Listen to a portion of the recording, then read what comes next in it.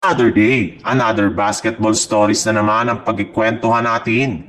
At ngayon nga ang balitang pagtanggi ng San Antonio Spurs sa trade ni Kevin Durant at ang balitang pagkuha ng Golden State Warriors kay Austin Reeves. Matapos nga nang umingay ang trade ni Kevin Durant ng mga nagdaang araw, ay ang San Antonio Spurs na nga ang may pinakamalaking tsansa na makuha mula sa Phoenix Suns. Meron na rin naman nga daw itong sapat na players at future draft pick na siguradong hindi tatanggihan ng front office ng Suns ngayong off-season. Ngunit kung akala nyo ay magiging madali ang paggawa ng ganitong klaseng trade, dyan nga po kayo nagkakamali. Base nga sa kalalabas pa lang na balita ngayong araw ng isang NBA insider, nahihirapan nga daw na magkasunod ang parehong San Antonio Spurs at Phoenix Suns sa kanilang trade negotiation kay Kevin Durant. In fact, mismong sa San Antonio Spurs na nga daw po ang umayaw sa ino-offer na trade proposal ng Phoenix Suns dahil gusto nga dito ng Suns na makuha sina Devin Vassell, Jeremy Sochan at dalawang future first round pick. At higit sa lahat, ang second overall pick ngayong taon na siyang dahilan bakit sila tumanggi.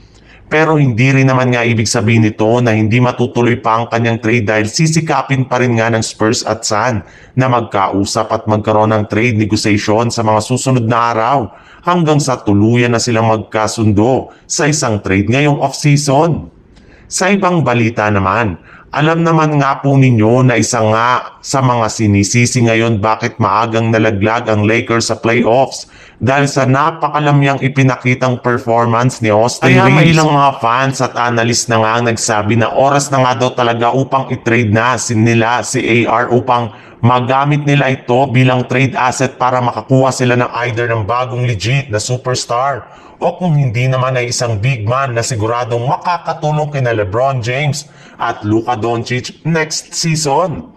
Mismong si Austin Reeves na rin naman nga ang nagsabi na aminado nga siya na tatanggapin niya ang lahat ng sisi dahil alam nga nito na hindi naging maganda ang kanyang naging performance. Kaya hindi na nga nakapagtataka bakit samot-saring mga trade rumors ang nagsilabasan ngayon patungkol sa kanya.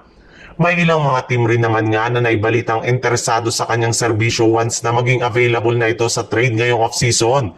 At isa na nga sa mga team na posibleng makakuha sa kanya ay ang Golden State Warriors na nangangailangan ngayon ng isang back point guard ni Stephen Curry. Katunayan, maaari nga daw gamitin dito ng kanilang mga players na sina Jonathan Kuminga at Kevin Looney bilang trade package na may pang-offer nila sa Los Angeles Lakers.